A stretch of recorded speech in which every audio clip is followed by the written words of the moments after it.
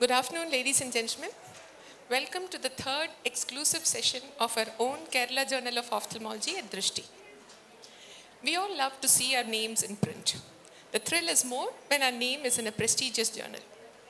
What is there for us to flourish as professionals and academicians by publishing? Today we have Dr. Santosh Honavar, editor of KJO, Dr. Sudha V, immediate past editor of the Kerala Journal of Ophthalmology, and Dr. Sai Kumar S.J., the incoming president of KSOS, to enlighten us on these topics. Welcome to the session.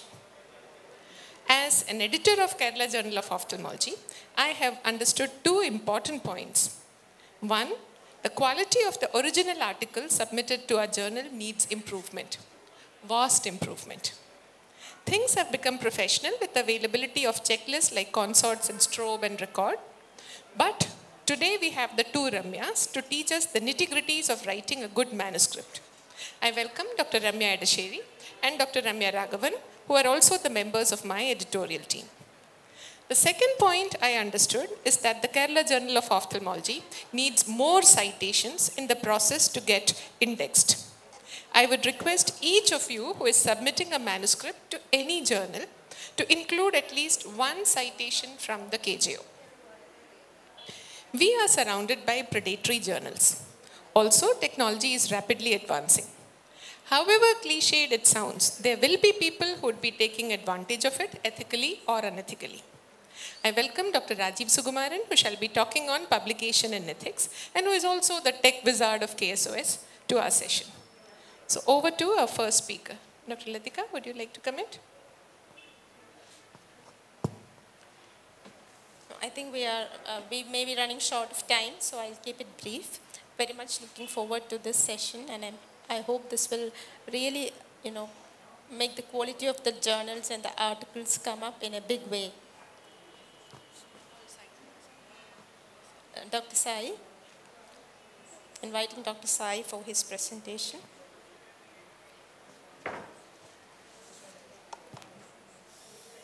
Thank you, Dr. Smita and your team for having me here. I'm not a great publisher.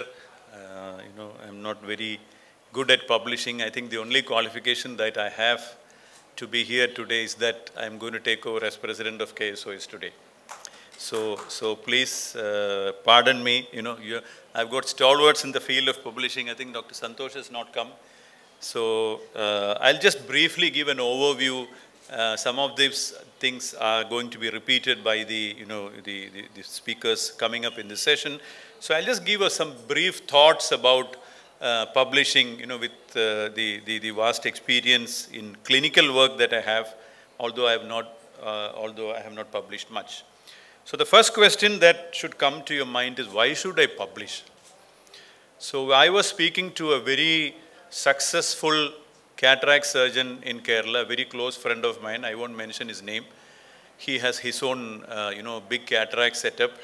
And we were talking about publishing somewhere, and the first thing he asked was, this was the first question that he asked. So he is successful in his practice. He is a very good clinician. He has a very successful practice. He makes a lot of money. So he is asking me, why should you publish? Tell me one reason why you should publish. So this is the first question that should go to the mind of the youngster sitting in this audience. There are enough and more reasons for you to publish, and you have to take this up and make sure at least one publication a year you should write. And it can be a small journal, it can be a high impact journal, but at least one publication a year you should do at this stage of your career. Why should you do that? One is dissemination of information probably which is already available in the domain, but something you can add on to that information. Collaboration with multiple institutions, that is a very big thing. And this is one of my dreams as president of KSOS, at least one collaborative work within organizations in Kerala. Maybe 4 or 5 medical colleges, 4 or 5 institutions who do premium work in a particular subspecialty. If we can work together for at least one collaborative project, I think that will increase the value of KSOS and KJO, and it will take it up many rungs higher. It can be a review of existing techniques or technologies. Recently, one of our postgraduate, one of our fellows was presenting a journal. It was a review of secondary intraocular lenses published in ophthalmology. Ophthalmology is one of the high impact journals as far as we are concerned. So this is an article on secondary IOLs, and they have compared anterior chamber IOL, SF IOL, all the types of iris claw, everything. And even now, I was very surprised after hearing that the only FDA approved IOL even now is AC IOL. Anterior chamber IOL is the only FDA approved IOL. I came to know only after seeing that article. So there are journals which bring you these things, so you can use it as something to review existing techniques or technologies, rare cases and series you can present, and finally service requirements. So now you have reached a stage where if you want a promotion, you need a publication. And now for even the postgraduate students, if you want to write the exam, the new NMC guidelines has come that you need one paper, one poster, and one publication during your 2 or 3 years of career. So I've given you, I think, enough reasons to publish. Choose your subspecialty wisely. It also depends on the seniority and the institution that you're working. During your postgraduate or fellowship days, probably you cannot decide on what I'm going to publish. You may have to publish something that your professor tells you. But as you grow up in your specialty, you choose your area of interest, and publication gives you stature and credibility in your career, in your name, for your institution, and for your CV. So why do we know Dr. Santosh Honavar? We know him as a good friend. We know him as the editor of IJO. We know him as an excellent surgeon doing a lot of work in his area. But the most important thing is the number of peer-reviewed publications, that is his own original work. So 100+ works he has. So that improves his value in the community. So if you want to increase your value within your ophthalmic fraternity, you have to look at publications. Choice of journal, we all know, I mean, these are all general things. You have general journals, you have focus journals. So focus journals would be something like Journal of Glaucoma, Journal of Cataract and Refractive Surgery. General journals would include IJO, Ophthalmology, American Journal of Ophthalmology. You all know the peer review process. First it goes through an editorial review. I think we'll be talking more about it as the session progresses, and then you have the peer review, and finally, and once you send a journal and reply comes immediately, don't be happy. Because most probably it has been rejected right at the editorial review itself. Don't think it has been accepted. So look at your target audience, impacts factor, indexing and all. We are going to have further talks. Read the author guidelines well before you think of publishing. Write according to the requirements of a particular journal. So find out what sort of manuscripts that particular journal accepts. For example, ophthalmology does not accept case reports. Okay, so don't send a case report to ophthalmology. So write a manuscript according to the journal that you want to publish. And preparing a good manuscript, again, we have a very good talk on that. So I'm not going into the details. But, write according to whether it is an original article, whether it is a case report. And now for case reports, we have a separate journal in IGO. So we have something called IGO case reports. So that also gives us a lot of opportunity to focus on individual case reports. And what I found is that more than writing the full text, writing the abstract is a big art. Many of our fellows or PGs, once they finish a text, they'll just bring it to me, sir, can you please have a look, help me in preparing the abstract. Abstract preparation is very difficult because you have to concise many things into a very cute, very attractive abstract, and that, requires a lot of, work. So finally, I would say introspect on your article, self-assess as to whether this is a good paper or not. Find out what is the strength of your study. It may not be a very big study or a big RCT or something. Even a small study, if you can drive home a point, I think that will be the strength of the study. Is your statistics and methodology sound enough? That is very important. When you are publishing an original article, statistics and methodology of the study is very, very important. If you are presenting a case, find out whether the particular case is relevant enough to be published. And finally, get criticism or comments from your colleagues. Circulate it among your own staff, your own colleagues, and find out whether there is anything grossly wrong with this paper. So with these few introductory remarks, we'll go on the session. Dr. Smita and his team will take on with the session. So happy publishing and all the very best to all of you. Thank you very much.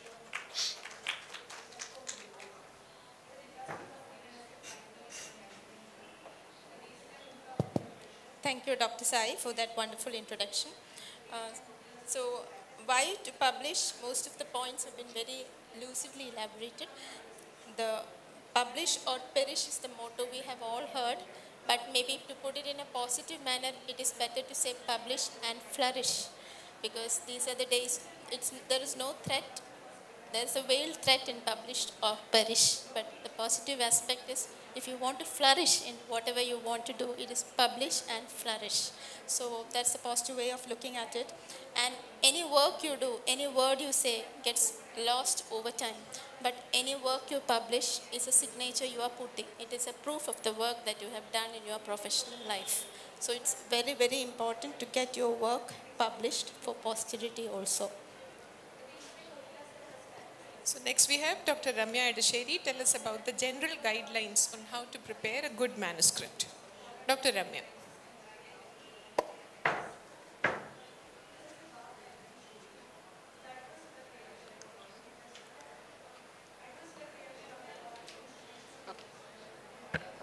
Good afternoon. At the outset, I would like to thank Dr. Smita and the KJO, KSOS team for giving me this opportunity. So we know everyone wants to publish their things, but getting your work published is a crucial milestone for all researchers. Many find it impossible to go through the editorial and peer review process, so there are so many barriers. So the purpose of this session is to provide a cure for the writer's block and thus enhance a successful scientific accomplishment. So I will be talking on general guidelines to prepare a good manuscript. So the manuscript preparation involves mainly two steps. First one is formulation of an idea. Before commencing to write, the academician should be convinced about the novelty of the topic, whether it has been previously documented or whether it adds to the existing literature. Then only he should go ahead with the hypothesis. Once it is decided to go ahead with the hypothesis, next thing is preparation of a manuscript. Gathering a good background information about the topic is the next major step. Then choosing the journal. A journal with a good impact factor should be considered. Authorship criteria. Authorship should be given in the decreasing order of their contribution towards the manuscript preparation. The first author is the one who has played a major role in the whole concept of idea of manuscript.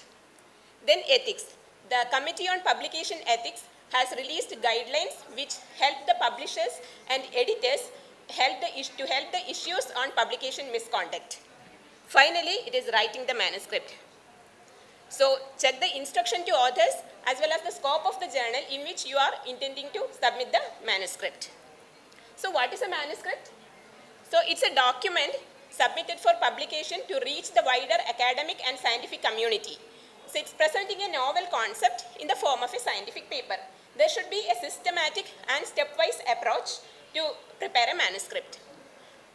The key to formulating a structured manuscript is a good organization of the materials in hand. So the useful mnemonic for preparing a manuscript is IMRAD. Introduction, methods, results and discussion. Introduction, you say what did you study and why did you study. And in the methods, how did you exactly carry out the study. In results, what you found after your methodology. And so what does it all mean? That is your discussion. I will be taking you through 10 steps to write a good manuscript. Step 1, read the guide for authors. Download and carefully read the guide for authors, which will find out about the interest as well as the scope of the journal in which you are going to submit your manuscript. Then the second step 2, write the materials and method, which is the most important step of a manuscript. What exactly you did in the study. An investigator in the same field should be able to replicate the study, most important. And study involving the human subject, always start with a statement about IRB approval and informed consent.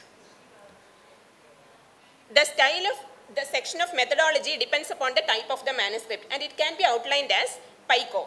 That is P for patient or population, intervention, comparator and outcome.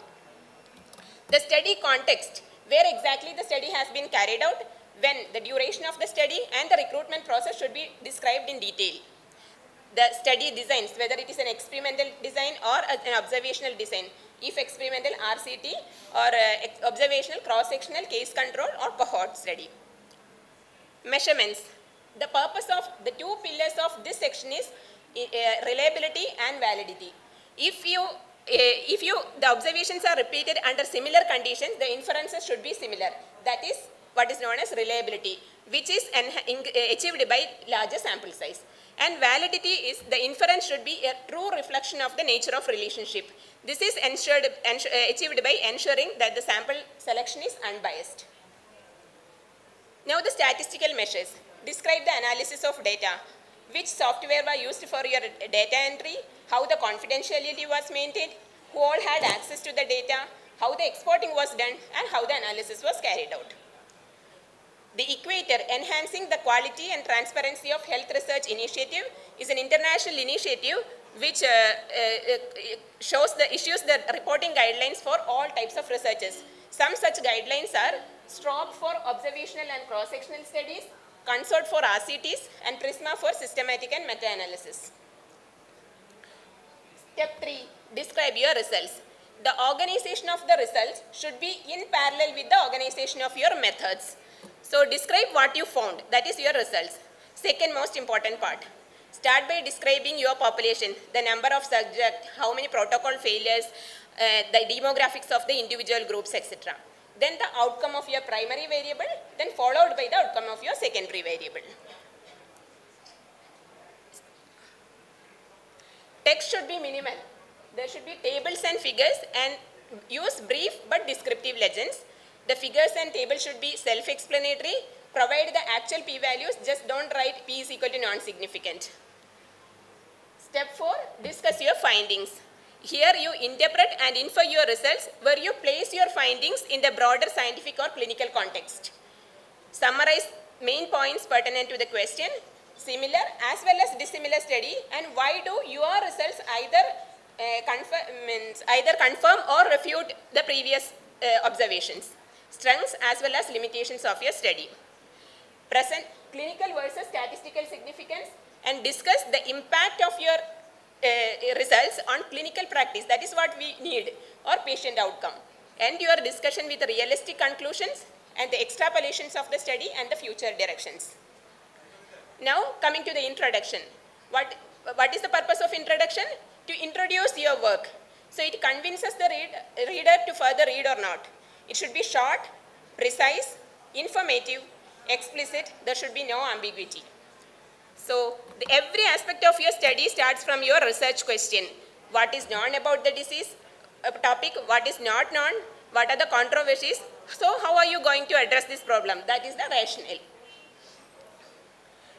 Step 6, references. All sources of information referred should be included in this part. Recent and relevant, preferably within the last 10 years. Old only if it is of historical importance. The styles may vary depending upon the journal. It may be Vancouver style, Harvard or Chicago manual. There are softwares which help in putting the references like Menly and Zotero. Now the abstract. Now you have written your manuscript. The next part is writing your abstract. It should be interesting, easily understood and pleasurable, structured and accurate. No abbreviations or citations in the abstract part. A clear abstract shows whether the paper is to be further considered. It puts years of work into 250 words. So the primary aim, the key method that led to the key result with the conclusion is your abstract. Now, yet another important part, creating the title page. It should impress the reader. It should explain the content of the paper, should be captivating and memorable to attract the readers, and include the key elements of the study and easily retrievable by search engines. Keywords, it's for indexing your paper. It gives you a label of your manuscript. Now we have written the manuscript. Rewrite the manuscript. Be your own harsh critic. Then circulate the manuscript among your co-authors to collect their criticisms and obtain the approval for submission. Acknowledgement include non-author contributions and funding information. So scientific writing is a passion. We need to develop this passion. So the news of an accepted article in a peer-reviewed journal gives the same kick to the other as doing a cataract surgery, seeing a post-operative clear cornea with a 6/6 vision. So happy writing, happy publishing. Thank you.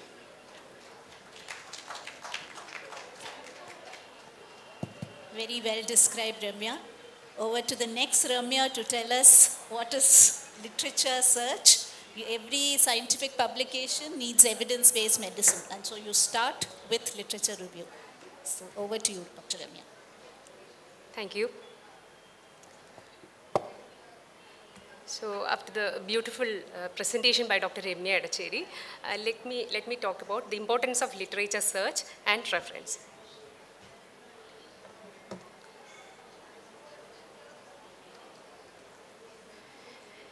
So I'll be dealing with the topic under these headings. So let us see what is literature search. So here it is the process of seeking out and identifying the existing articles which are relevant for your research topic. And the purpose of doing a proper literature search is that this helps in formulating a research question, and also it helps with your study design. And the medical literature are of three types: primary, secondary, and tertiary. So primary means it is a new evidence, conclusion, or proposal which is published in journal. Secondary literature is systematic review articles or meta-analysis, and tertiary means a compilation of primary and secondary. And you can do the literature search using these search engines, Google Scholar or Yahoo. And the important databases which we all know: PubMed, Mesh, Medline, Sinahil, etc. So you can do your literature search in these databases. And let us see how to do a proper PubMed search. So in order to do a PubMed search, first of all, open the website of PubMed. Then you can start typing in your search word, the keyword. So suppose if you want to know about keratoconus, type in the word keratoconus. So you will retrieve all the articles that may be about the term keratoconus or may simply contain the word keratoconus. So in order to be more specific, you can add certain standardized or controlled words which are called mesh terms. So if you add a mesh term, so these mesh terms are actually indexed with or described, the PubMed record is indexed with or described by these search terms called mesh terms. So when you search keratoconus within square brackets mesh, you get all the articles about keratoconus. And if you want to know more about the complications of keratoconus, just type in keratoconus/complication within square brackets mesh, and you get the complications of keratoconus in detail. Now, if you want to know in depth about complications of keratoconus, just add the word major to your search word. But if you want to search about two terms, then or more than one term, then you may have to use Boolean operator like and, or not. So if you are adding the word and between your search terms, then that makes it a compulsory search.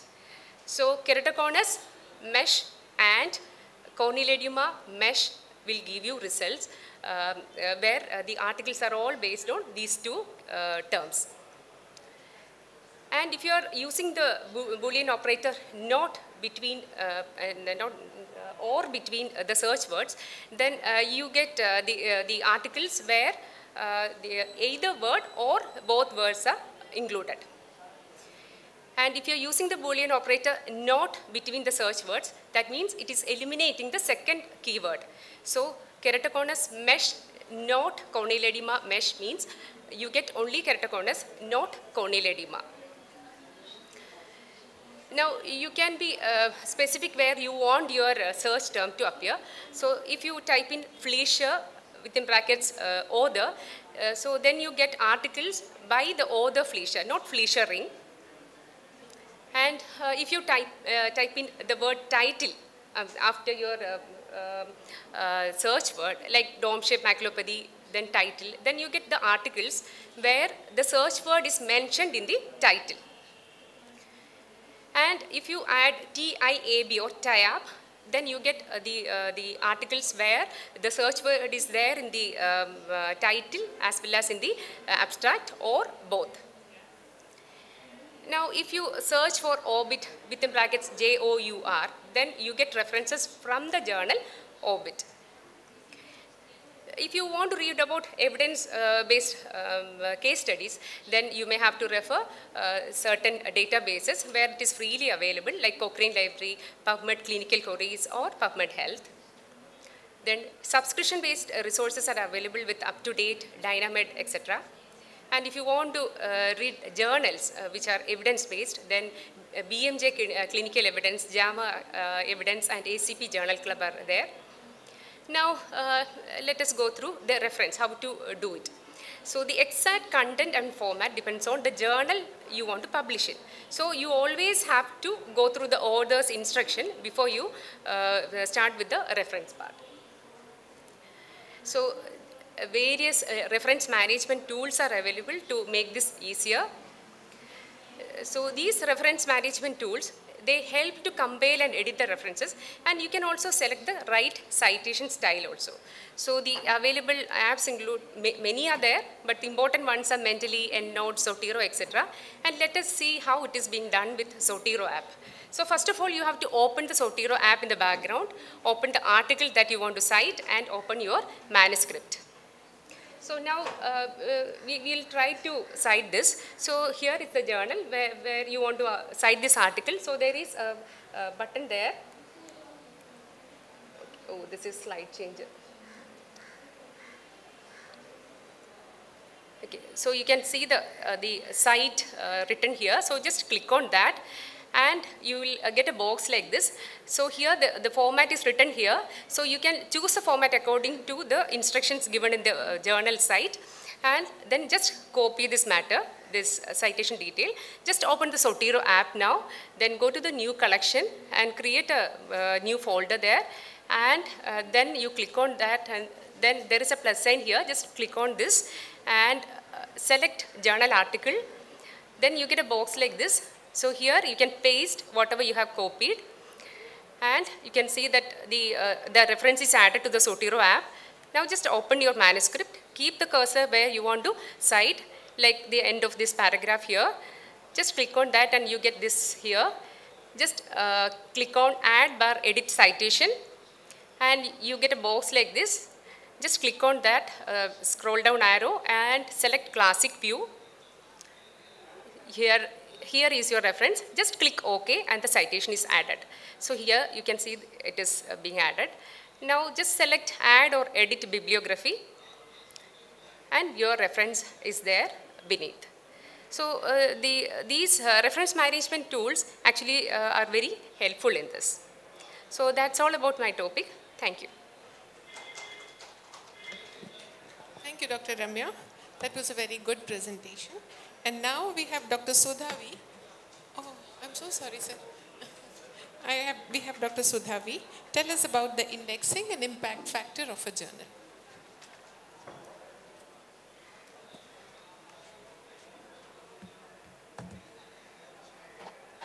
Good afternoon. Actually, it's a little sad to see such few people here. Only I think the speaker is such an important topic, and with such a great speaker like Dr. Santosh here, and we've unfortunately got a very poor audience. I'm so sorry about this, and that also I think the audience is not really listening to what we're saying. Unfortunate, very unfortunate. But anyway, my topic today is indexing and impact factor, and I would like to thank the KJO team for giving me this chance. So we have written a beautiful article. Such effort has gone into that. Now we have to share it with others, because it's just not saying that this is good. It has to go to a peer person to see whether it is good or not. So we must choose a journal. Now how do we choose a journal? We say two words: impact factor of the journal and indexed. What are these two terms that we are talking about? So index factors or index journals are considered to be of high quality. Similarly, the impact factor is also a proxy for the importance of the journal. So simply put, what is an index? So you have a data of information. That is called a database, a collection of information. Now to know where this information which you want to pick out is present, for that you create an index. So index is sort of ordering of the data into certain topics and putting a page number. That is simply an index. So what is indexing? Creating that index for a database structure is indexing. But who will put it into order? Somebody has to read it, somebody has to analyze it and put it in a site that this is the index so that you can search for it, you can sort it out and you can group it. Now why do we need to index? We need to do literature search. Our scientific research is evidence-based medicine. We need to search. We need to also verify what we have searched. Only then our research becomes of higher quality. So what are the indexing options? Here is what is important. What you give in your paper is very important, the headings. The headings, if you put medical subject headings, those are sorted out. Like in the PubMed, they are mesh words. So if your headings can be put in those terms, actually specialists will look into your article and look for those particular headings. If they are there, they can be sorted out in that index. You can use the keywords. Keywords are given by the author, the title or the keyword. So that keyword plus is also an indexing option. Bibliographic indexing is based on the references, and what we are going to come to is the citation index. Now what is a bibliographic index? You put the references in alphabetical order. So many references we have given in this manuscript. But to look for the author, which reference, that particular author is seen and pointed, where is it? Then you give that author also in alphabetical order and put a page number to it. So that becomes your index, this becomes your bibliography. So in-text citations are also like that. You have a reference, they are put in order of appearance in the text and you put numbers on the text. So that number becomes your citation in the text. Now what is citation indexing? Based on that number, if you give a number to one of your references and put it in the text, that number becomes a citation and the article which has been referenced will get a citation. So when you put a number in a document, the other document which you're referring to will get the citation. So actually it's basically linking of two articles which are related by references. And this linking is done by an electronic database. So they collect articles which have the common references, and this is called a citation index. And what is good about this is that suppose you have an article which has referred to previous 3 articles before. Any further articles which are going to look at this central article will also be able to accumulate, will also be linked to the previous article. So you're actually going retrospective as well as prospective. Now we come to what are databases. We've already said database is a collection of information. So you have a lot of databases which are important to us. These databases can be accessed commonly by some platform called a Web of Science. There are multiple databases which you can, through one search, you can access. For instance, if you want to search an author in the particular year, so you click on that author's name, you add with the year and you click on it. So what do you get? In all the articles which have cited that particular author's work in that particular year will be given to you. Similarly, you can also, this author's name, which of the articles has been published and which of this has been cited will also be given to you. So these are all in that platform together. All the articles in all the fields he has published will come together. Now what is PubMed? We are always talking about PubMed indexing, but PubMed is not an index actually. PubMed is a search engine. It searches what? The US Library of, National Library of Medicine. And this has 3 resources, that is your Medline, PMC and the bookshelf. Medline is all your medical articles which are under paywalls. PMC is the free medical article available and bookshelf is for books. So these can be accessed by PubMed. Now coming to impact factor, what is impact factor? It is measured by 2 methods, bibliometrics and altimetrics. So this is a statistical analysis. So we know that a citation index is there, which is a electronic database. Now through that you can actually analyze the statistics of how much citations has been received by an article. So it's basically an automated algorithmic data and you can actually trace the citation, you can count the citation and you can have an H index which actually traces how much the author has been cited. So these are used in various sources, but the problem with this, a new article will have less citations. The more older the article, more people will cite it. And citation doesn't mean quality because if you disagree with an article also you can cite it. So it may be that it's a wrong thing, but just doesn't mean that because you have a higher citation, it's a great article. It doesn't mean that. And especially some articles always, or PG, postgraduate students will always cite a review article. Things like that, so review articles have higher citations. So we come to journal level, you have something called a journal impact factor, which is calculated by the number of citations in 2 years received by the journal divided by the number of articles. So here you can actually it gives you a factor like 2.024 and you can grade the number of journals based on the impact factor. Altimetrics are not just citations. They are actually all these colors. If you've seen the donut, this color of the donut will tell you how much it has been downloaded in Facebook, how much it has been shared in blogs, how much it is researched through Google. All these will come in this. So altimetrics is telling you the general impact of the article. If you see the IGEO metrics, IGEO gives the impact factor as well as gives you the altimetrics in that area. So how to improve your research factor, that is the important thing. So you have to publish in articles which are indexed with recognized platforms. What are those recognized platforms? Your Web of Science and the Scopus, the most two important one. Only if you put your article there is it going to be picked up world over and given a citation. So it has to be seen first of all. Second thing, you should know what is DOI. Digital Object Identifier. Each article that you write is put in an electronic database and given a link.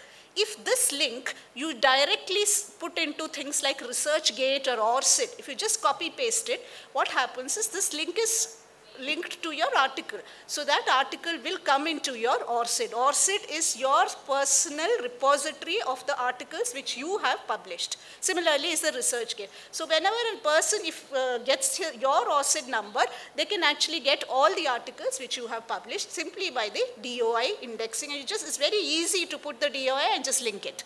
So the other most important is when you publish, your keywords and titles should be possibly in mesh terms or very, very careful. It should actually be meaning something because we search with keywords and we search with the titles. So thank you, and that is letting me part of the discussion. Thank you so much. Thank you, Dr. Sudha, for that very, very enlightening talk. And next, we have the most important topic of all, because without what comes next, none of these matters. So we have none other than Dr. Rajiv Sugmaran talking to us on publication ethics. So over to you, sir. Good afternoon, everybody. I know everybody is hungry. Lunchtime, we are having very few audience.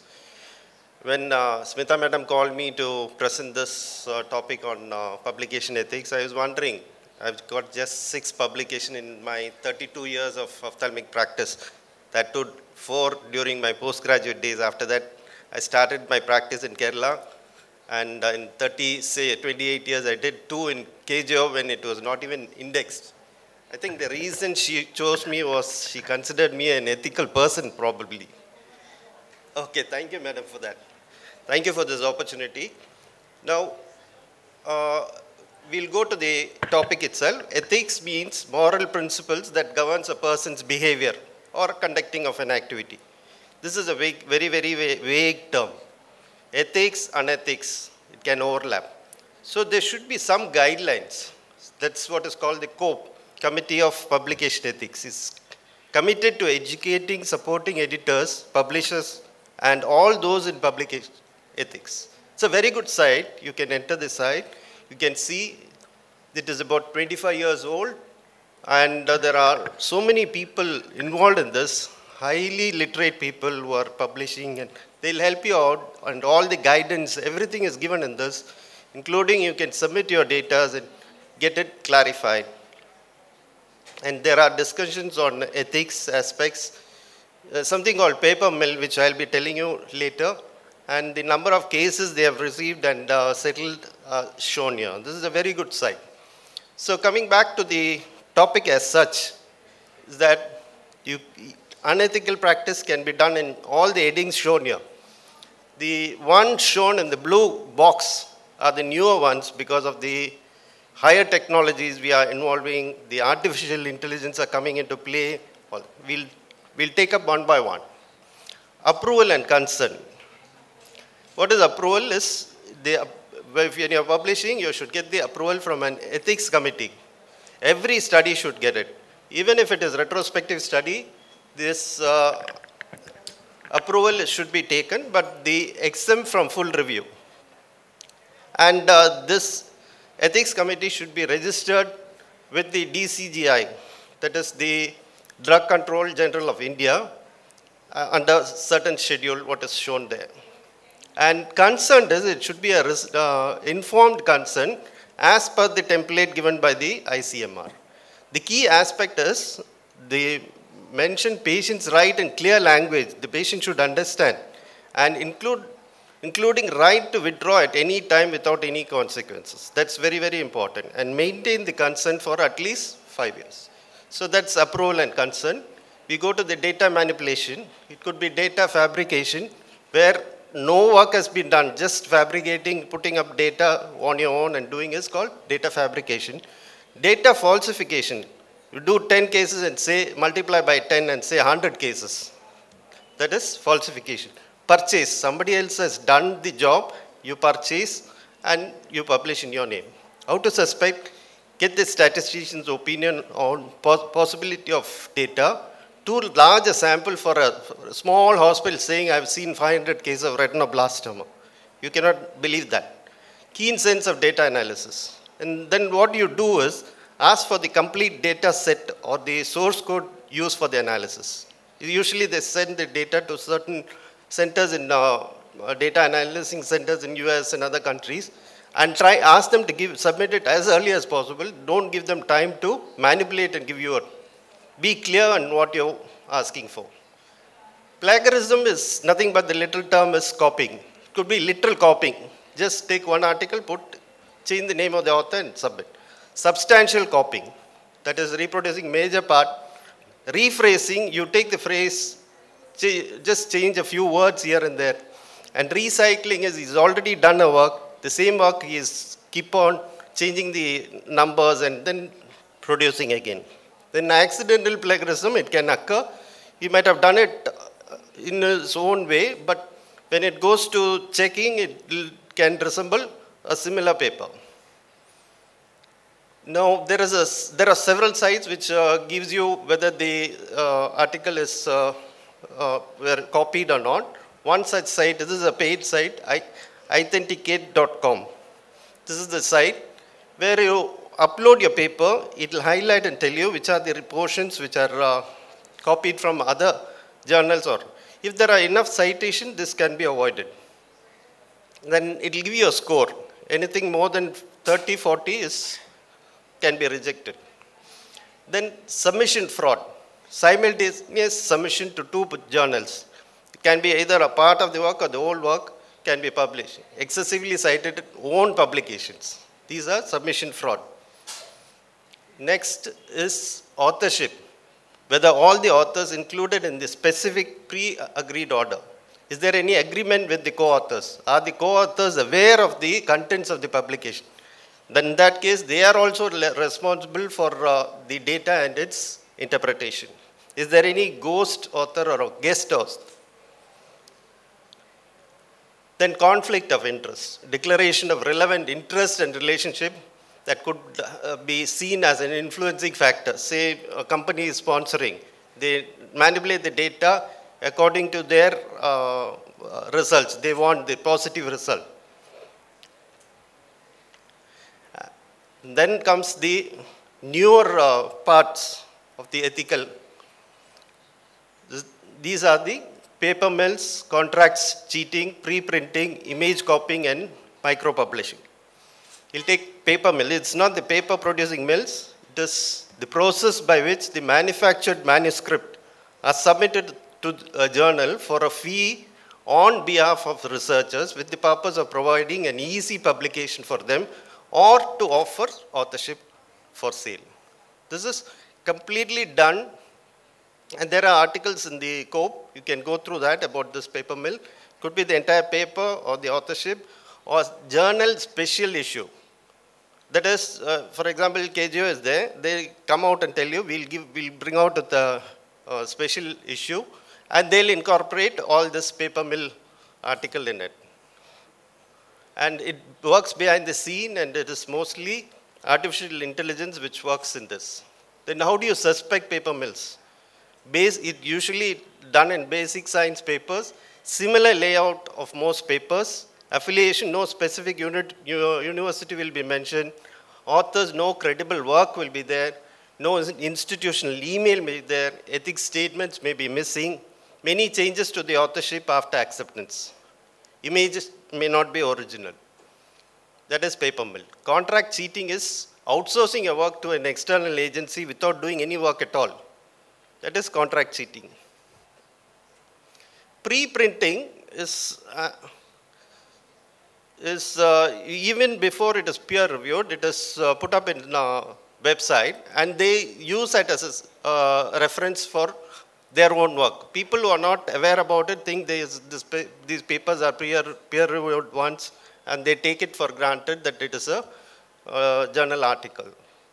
So one such site is bioRxiv, which deals with biology. Then comes the image copying and modifying image from one journal to another. There are sites which gives you check, that is the image twinning. The site, you upload the image and it gives you an idea about image copying. Micro-publishing, I don't know whether it is really unethical or ethical. It is, for example, I'll tell you a particular paper, which a small part of it is maybe very, very useful to the entire world. And for example, I'll tell you what, suppose an article contains a statement saying COVID could be cured. Something like that. If you wait for that journal to get published and come, it may take 1 or 2 years. By then that statement is hidden. So it has to reach the entire world before that particular article is published or peer reviewed. That is called micro-publishing, which I think it's ethical or unethical. You can decide. So with that, the topics have come. The ethics tools for successful editorial office is there in the code. That is the publication ethics checklist. And I should acknowledge these two people. From their presentation, I was able to make this presentation, even though I'm not so much involved in publishing. Thank you. Thank you, sir. Thank you, Dr. Rajiv, for making this very difficult topic bite-sized for us. Thank you. And now I request Dr. Santosh Honawar for the much-awaited talk. Author metrics, how are they important for an academic? Thank you. Ophthalmology for taking initiative to organize this. It's always the first among all state journals. I acknowledge that. And thanks for wonderful presentations that we have had already. So I'm going to speak on something that's part of which has already been covered. So I'm going to talk on author indices and why are they important. If you think you publish because you want to achieve academic immortality, that is right, because you can live on the web despite you passing away. But you should know what is your worth. While you're doing it, some point in time you want to know what exactly is your worth and would you want to improve upon it. So how are authors evaluated? Some people just evaluate themselves by quoting the number of publications. I have 150 or 200 publications. But what exactly are these publications? Where exactly are these published? Are they in journals which have some substantial impact factor? What are the number of citations these articles have gathered? These become important to trace academic footprint of any academician. And there are individual matrices which are called H index, G index, I index, etc. So these help in tracking the impact of your article. It is mandatory that one academic cites the other because that is how academics progresses. And it is actually a debt that the published research findings are passed on to others. The citation universes have already been spoken about. Impact factor of the journal has already been spoken about. Just to show you that with the increase in number of citations, you can see that in case of IGO, we went up from 1,500 to about 4,719 in 2021. It's gone to about 5,800 now, citations per year. That takes your impact factor up. So citations are the critical numbers that are required to take the impact factor of any journal up. Now, that is about the journal, but what about the author indices? These have been called by various terms, bibliometrics earlier, then scientiometrics, etc. But basically, these trace the academic footprint and trace the path for further growth. So how are these used? How are author indices used by various, I would say, decision makers? They can be used to assess personal growth of one academician over the other. In an institutional setting, that could have monetary benefits, that could have promotional avenues, that could get you an employment, or that could even help your kind of nomination for a particular award or scholarships. Some of the scholarships do consider author matrices as an important tool. I would skip these tables because they are very busy and very difficult to understand, but just touch upon three major author indices. H index is very popular among authors. It was introduced by George Hirsch, whose name it goes by, as recent as 2005. It's an easily computable index. It can be easily calculated. And if you have a profile on Google Scholar, it comes there. So you don't have to worry about calculating your H index. You simply create a profile on Google Scholar, feed in all the articles that are not already automatically fed in there, and you will get your H index. It combines the citation count and the number of publications. So how exactly it is done? If you plot a schematic curve between the number of citations and the number of papers, that is how it may look.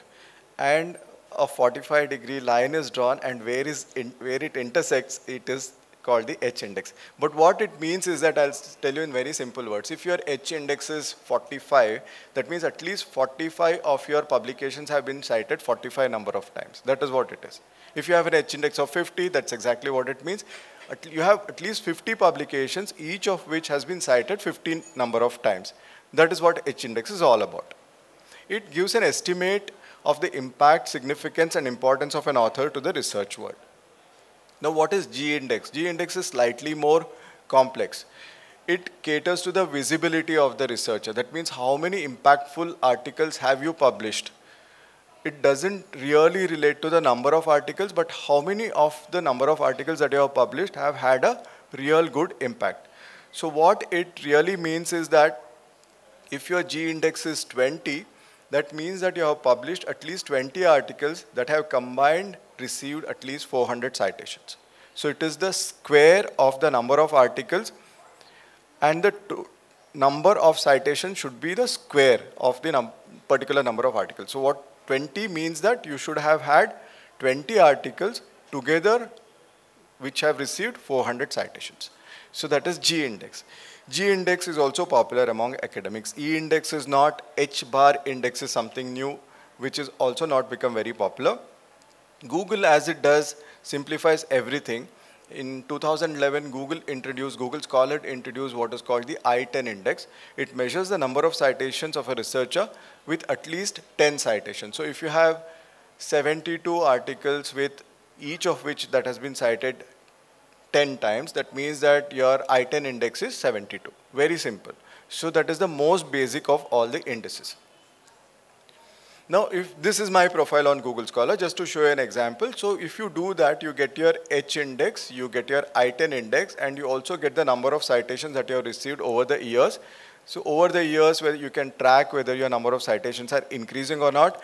And you have everything built in here. After 2017, how many have you received? So you can track yourself, and you can track others also. So everybody of my co-authors have also been there. Basically, it kind of maps everybody.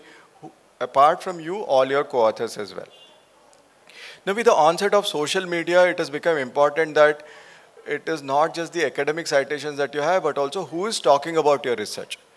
Who has actually talked about your research in, say, Facebook, Twitter, LinkedIn, everywhere. So all these social media can be tracked by what is called alternative metrics or alt metrics.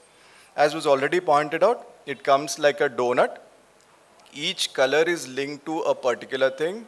Purple, for example, is Google, and that gives you a value. Each article can have an alt metric, and the journal can also have an alt metric, because things are changing. The world today is based on social media. You don't wait for the article to be cited in another publication, but you still want to know the value of your article, how it has been picked up, not just by the academicians, but also by public. suppose you publish something on retinitis pigmentosa that there is a cure, it is the general public who will pick it up and post on Twitter. So it is not just the academicians who are going to cite your articles, but even the general public, and that is the total value that you would get here. So how important is your article in social media circles and who exactly is talking about it?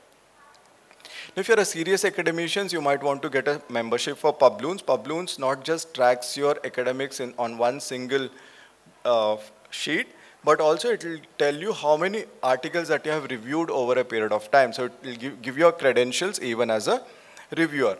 And Stanford University also publishes the list of individuals who have been cited in one particular year and over years. And with all this, the country rank also improves. India was number 6 in 2016. Now it has climbed up to number 3 position. So if the individuals do well, the country also does well. And that has been shown by the number of publications, citable publications India has from 795, it has gone up to 1,907, just under US and China. That's very creditable performance for a country like ours. So thank you so much. That's about it. Thank you very much, sir. Thank you for showing how